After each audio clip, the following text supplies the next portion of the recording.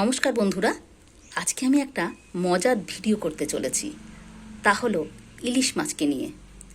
ব্যাপারটা কেউ কেউ জানেন না এবং অনেকেই জানেন। ব্যাপারটা হলো ইলিশ মাছকে নিয়ে।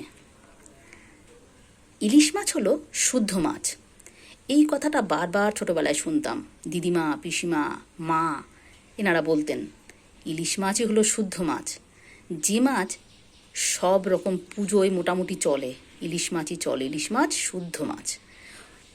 ব্যাপারটা কি? ব্যাপারটা হলো ইলিশ মাছই নাকি একমাত্র মাছ যে নাকি গরুর লেজ কামড়ে মানে মুখে ধরে স্বর্গে গেছিল, তাই সে শুদ্ধ মাছ।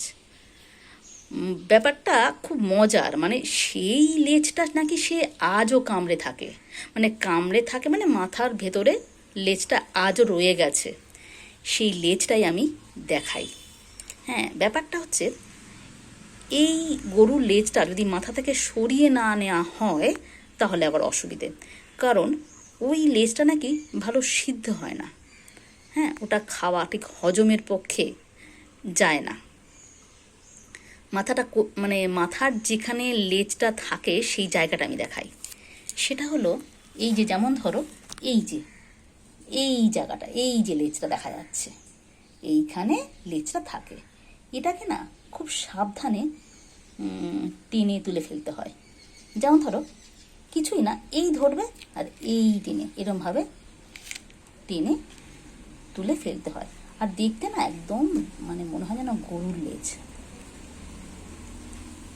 একা একা ভিডিও করছি তো একটু অসুবিধা হচ্ছে। এই দেখো, একদম দেখতে গরুর লেজের মতন। হ্যাঁ, এই দেখো সেই গরুর লেজের যেমন থাকে না, গরুর লেজের নিচে যেমন চুল থাকে, একদম এরকম দেখতে অদ্ভুত লাগে, ভারী মাঝে মাঝে খুব অদ্ভুত লাগে। তো যাই হোক, ইলিশ মাছ বলে কথা। বাড়িতে যখন ইলিশ মাছ আমাদের আসে তখন খুব মজা হয়। হ্যাঁ, কিন্তু খুব সাবধান, এই আনন্দে যেন এইটা মাথা থেকে বার করে নিতে ভুল না হয়ে যায় তোমাদের। ঠিক আছে? সবাই খুব ভালো থেকো।